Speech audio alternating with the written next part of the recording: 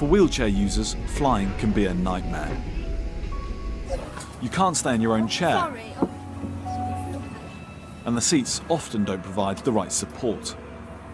I can honestly say I've never had an all-around good experience. You are a dead carcass being lifted and hoiked into another seat. I've had 2 wheelchairs broken, wheels broken. Quite often I've got left on planes for up to 2 hours because they can't find my wheelchair. But this campaigner is taking on the global airline industry.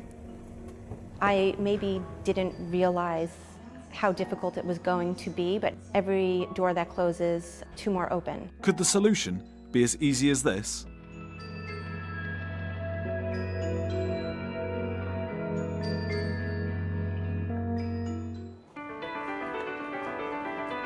Michelle Irwin used to work in the US fashion business, but she gave it up because of her son. My son Grayson is 10 years old. He has a neuromuscular illness called spinal muscular atrophy. He's charming, he's got a lot of wit, and he definitely smiles and makes you smile. But it's too risky for Grayson to fly without his wheelchair. We currently do not travel with Grayson any longer because of the risk to his physical self. However, I know if we had a wheelchair spot on airplanes, we would take advantage of that opportunity to travel again with our son. In 2011, she began a campaign to make planes wheelchair accessible.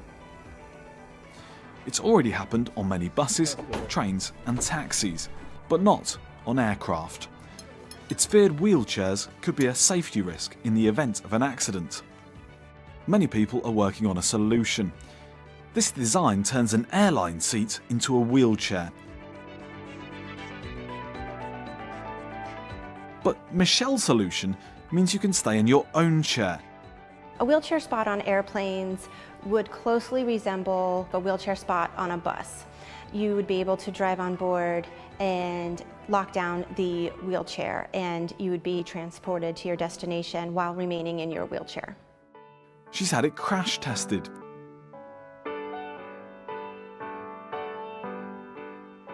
It met the basic criteria set by US regulators. Today, Michelle has flown into the UK to show the results to the airline industry. Interesting about that is in 2011, Qstream, the leading manufacturer of wheelchair tie-downs. It's a conference hosted by Virgin Atlantic. Why is this such a tough issue to solve? You've got not just the airlines, you've got the aircraft manufacturers, the seat manufacturers, people who build the wheelchairs. We've all got to work together to make sure it's safe for everybody. IATA, the airline's trade body, told us that unlike other forms of transport, aircraft seats have to meet rigorous safety regulations that include survivability at several times the force of gravity. But Michelle believes a solution is imminent. It would be a pretty emotional day, I think, for me if I could actually have my own child fly again, and the hard work that we've been doing for the last 7 years would be well worth it.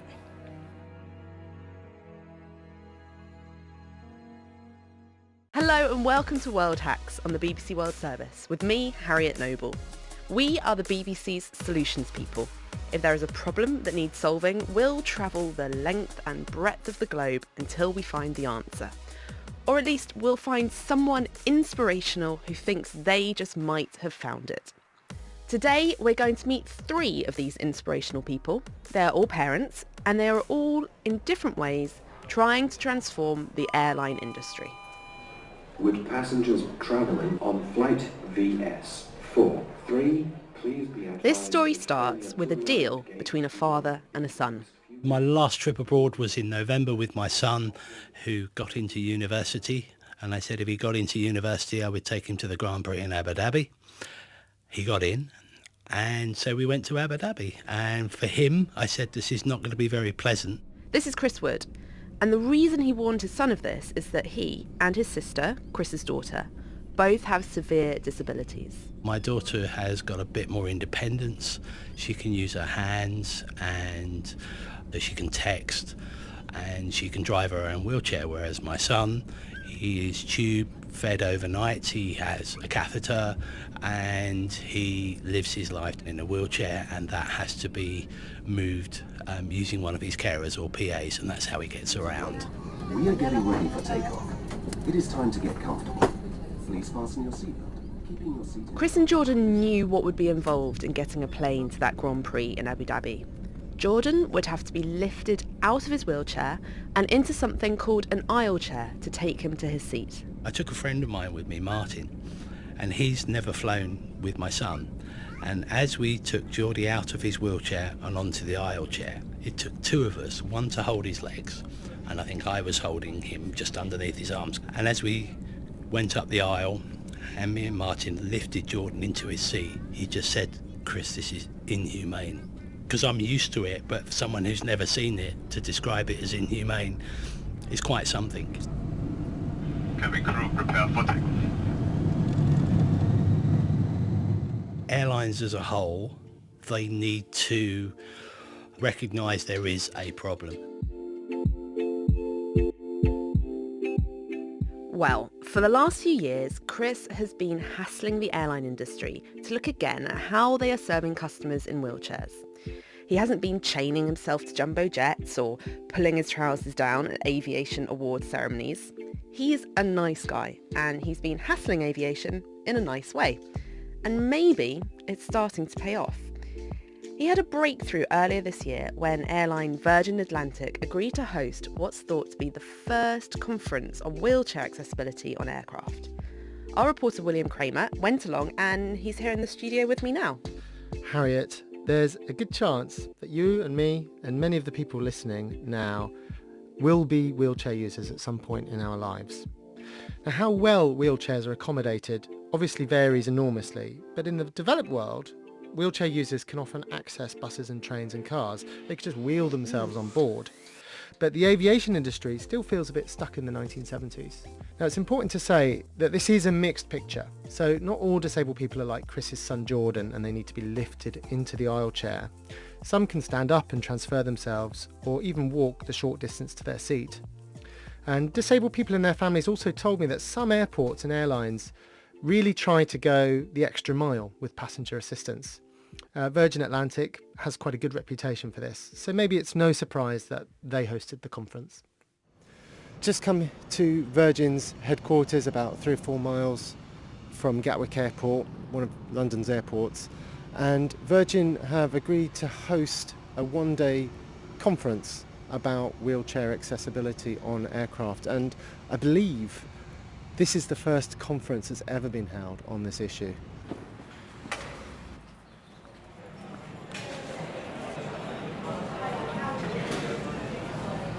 People are just milling around waiting for the conference to start, and I'm going to try and speak to Chris Wood.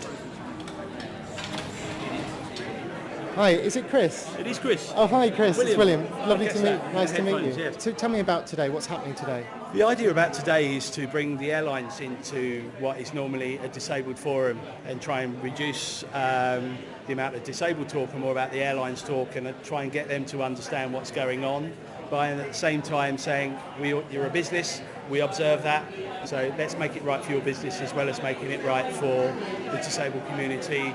Could you just give me an outline of where people have come from?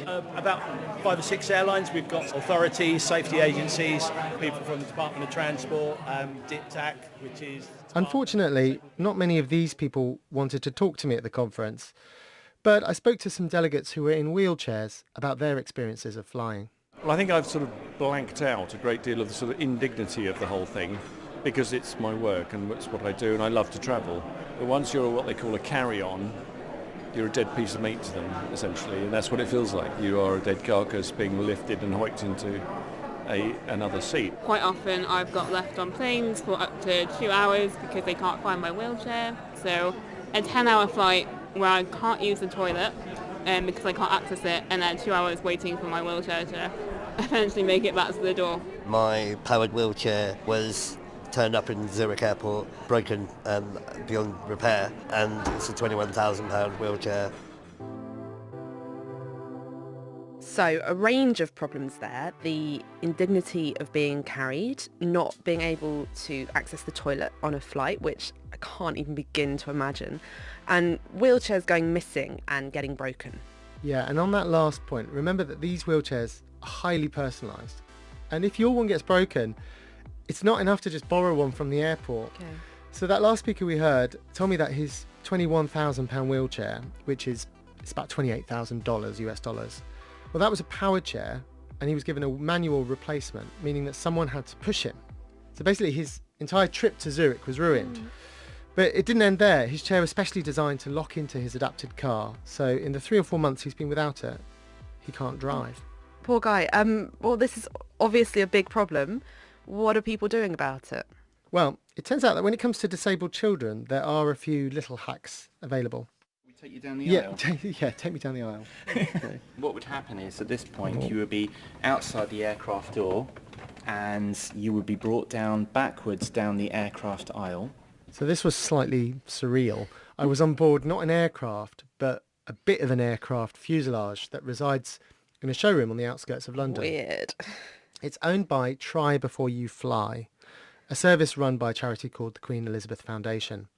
And the idea is that before going on a real flight, disabled people and their families can come on board and do a dry run in a stress-free environment with a nice guy called Graham Race.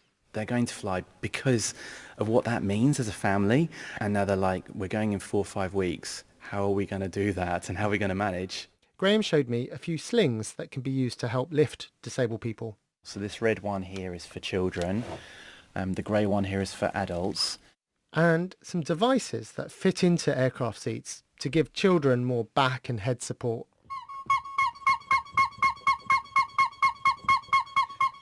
No laughing.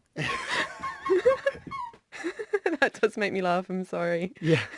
Well, some of these devices involve foot pumps, but Graham himself has designed a seat which is a bit quieter and more portable. Okay, good.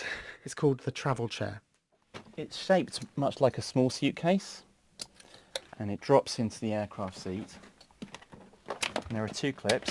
I tighten that up. So it's actually quite a smart looking black chair. There's a bit of a left and right sort of headrest. Although I can see that would help a lot of children with disabilities. I mean, I guess there's always going to be some people who have a lot of support in their chairs who it wouldn't be quite enough support for them. Correct. I guess that means that they won't fly. I mean, it's quite a harsh thing to say, but there will be people that have, and we know people that have chosen now not to fly. Graham's 16-year-old son Julian is a wheelchair user himself. I asked him what he thought would be an ideal way for him to fly.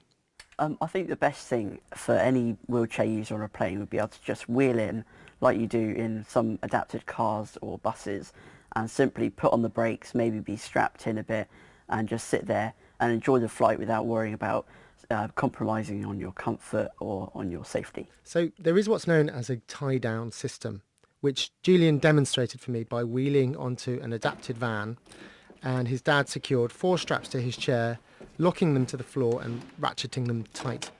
This is something that Julian does every day on the school bus to college. It takes seconds. You just wheel it in, clip it on, you're good to go. It really isn't any more complicated than that. Wow, okay.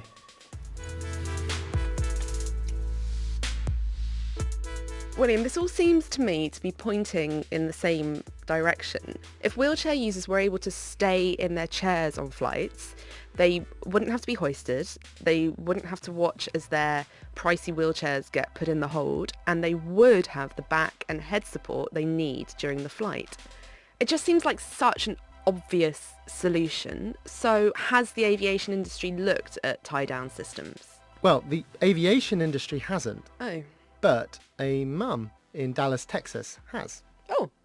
8 years ago, Michelle Irwin put a call into the FAA, the Federal Aviation Administration in the US.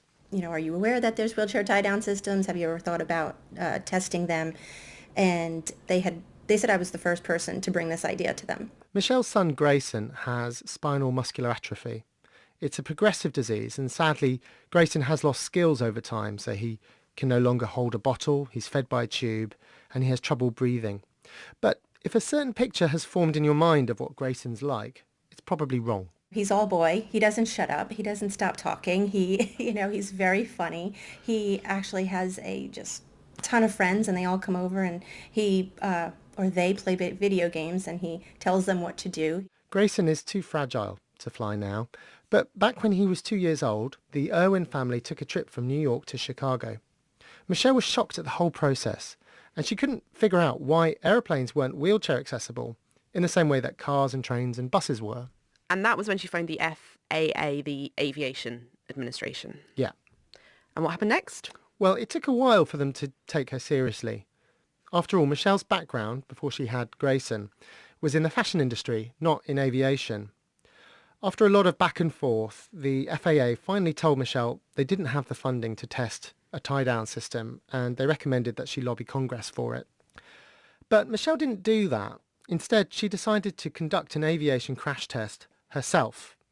So, with the charity she'd set up, All Wheels Up, she raised about $50,000 to pay for tests with an industry-approved outfit called CalSpan. The FAA told Michelle that for a wheelchair tie-down system to be a feasible option on a plane, it had to tick 4 boxes. And number 1 is pretty basic. Does the wheelchair fly out of the airplane? Yeah, I can see that that's important. Number 2? Does the wheelchair tip over at any point? Number 3? Does the tie-down mechanism rip away from the airplane floor? And number 4? Does the straps themselves, because they are canvas, do they tear at any point? Flying, ripping, tipping and tearing. Those were the things that Michelle had on her mind on September the 7th last year as she watched a wheelchair holding a crash test dummy being tied down to an orange metal sledge that she'd had manufactured at huge cost. A little way away, a pneumatic battering ram was being held back inside a massive black barrel. Michelle waited inside a glass cubicle. If any screws flew off the wheelchair while it was being tested, they could easily be deadly. Extra lights came on, and then, with 225,000 pounds of thrust, equivalent to that of a Boeing 777 at takeoff, the battering ram popped out of the barrel and slammed into the metal sledge. It was all over in the blink of an eye.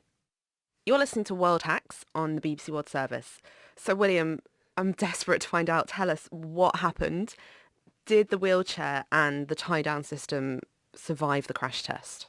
Well, when I spoke to Michelle, it was the day before that big aviation conference where she was planning to present the results. Okay. And I promise that I will tell you about them in a moment. Oh, okay, okay. But first, I want us to hear from one other person who was also speaking at that conference. Paul Priestman runs Priestman Good, a design consultancy specialising in transport. I asked him to tell me a little bit more about aviation crash tests. The 16G crash test is really to ensure that in an emergency and a sudden deceleration, as we call it, maybe an accident, that parts of the internal parts of the aircraft won't disconnect, fly around and injure people. But it's a very, very vigorous test and a very difficult area to engineer around. 16G means a force 16 times that of gravity. If you want to imagine what that feels like, imagine being in a car travelling at 30 miles an hour as it ploughs into a wall. Aircraft seats have to be able to stay intact in such a collision. And if people are going to stay in their wheelchairs, then those chairs will have to pass this test too. To make things even more complicated, each aircraft has its own test.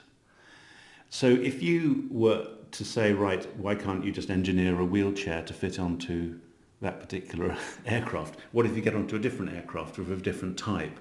Okay, so to make this work, there's going to need to be a lot of redesigning and testing of wheelchairs. Yeah, probably there will be. We haven't even started to talk about how aircraft would have to be redesigned, where the wheelchairs are going to go, how you would reconfigure the aisles, the doors, the toilets. Which could all be very expensive and very time-consuming. Yes, and Paul thinks that there might be an easier way to make aeroplanes much more accessible. Great. He got his laptop out and he showed me a CGI film of his concept, which is called Air Access. One of the seats in the row of 3, the one close to the aisle, can detach and is a wheelchair. But anyone can use that seat. So it looks like a regular kind of aeroplane seat, but it's actually, the video is just playing and the seat's lifted up and the things are flapped up and you can see the wheels now. Yeah, that's right. So one part of the seat actually disconnects from the main seat and then can be moved into the airport terminal, where someone can get into the seat at leisure, and then they can board the aircraft, and then the seat then clicks back into the seat on board the aircraft. So one advantage of this system is that it should be straightforward to pass the 16G crash test, since the chassis of the seat, which also carries the seatbelt, is bolted to the aircraft. Okay. On the downside, the seat doesn't offer specialised back and head support, Okay. though Paul did say that wheelchair users might be able to get bespoke seat pads. And I guess with this idea, users' wheelchairs will carry on going in the hold, and here they might get damaged or lost in transit. Yeah. So it's not a complete solution. Okay. But the thinking is, if you really want to get airlines on side with this, you have to offer them something that isn't going to lose them money. And every centimetre on an aeroplane is worth money. With Air Access, you don't have to remove any rows of seats to provide a dedicated wheelchair spot. Anyone can use that seat. It's an interesting concept, certainly. Is anything happening with it? Well, Priestman Good launched it in 2012. At the time, we had an immense response. We sent out the video, went live on the internet, and the response was amazing. The people were just saying, well, we want it. We will have it. But since then, nothing. So no one was willing to put up the money to make it a reality? No, not yet. Airlines aren't required to provide these kind of special facilities, so it's not clear who's going to pay for their testing and development. Different people are looking to the airlines, the manufacturers, the regulators, governments, to get past this logjam. And it was part of the reason for Chris Wood's conference at Virgin to cram as many of those stakeholders into one room as possible. Sure.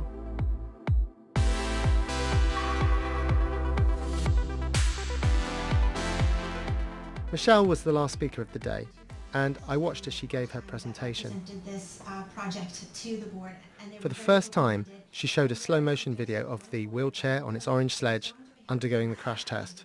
As the upper body of the crash test dummy flings forward, the back wheels of the wheelchair lift slightly off the testing sledge. But there's no flying, no ripping, no tipping, and no tearing. That's so great for her. I bet she was thrilled. Yes, and the people from the aviation industry who were in the room could see that her dream of wheelchair users staying in their chairs just like they do on buses and trains and cars was not pure fantasy. How do you think it went? I think it was fantastic. I'm so just thrilled with how, I was really nervous, but I'm thrilled with how I pulled it off, I think. You had a lot of questions afterwards. It was clearly a very engaged audience.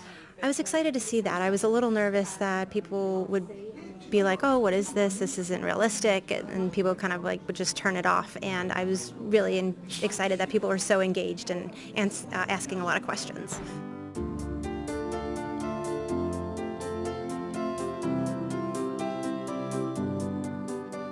Chris Wood was also happy with how his first conference went. At first it was a bit like a church.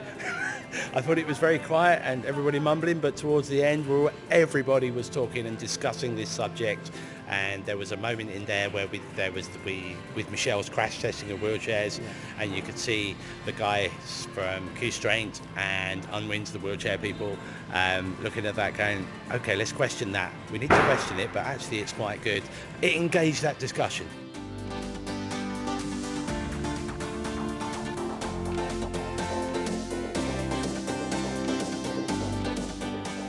A lot of people in the industry said that they would have never embarked on this because they know how difficult and all the red tape, and they knew the answer would be no. So why start the journey? So coming from outside the industry's helped in a way. Absolutely.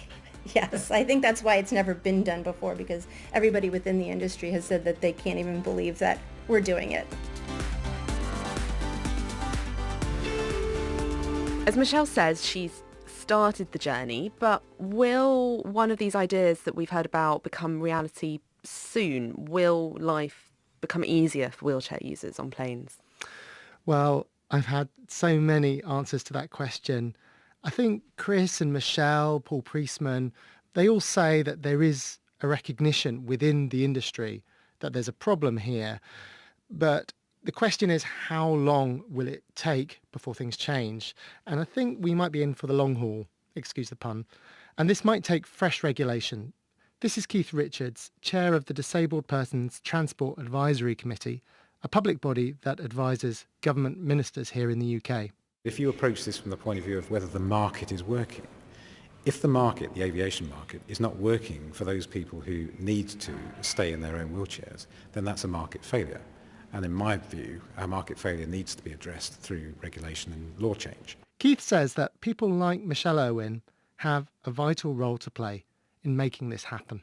I think some of the greatest change in society has come about through individuals who have got drive and determination and think, why the hell isn't this happening? I'm going to go out and understand it more deeply and actually do something about it.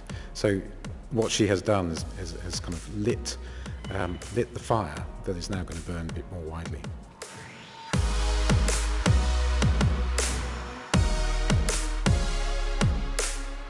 William, thank you. That's all we have time for today on World Hacks. Special thanks for some of the sound effects you heard in today's show to Ted Masterweb and Q Straint. Next week, as is usually the case with us here at World Hacks, we have something completely different. We'll be looking at a simple idea that could prevent women catching HIV from their cheating husbands. But before you go, please don't forget to check out our podcast, People Fixing the World, for much, much more of the same sort of thing. So from me, Harriet Noble, and everyone at World Hacks, goodbye.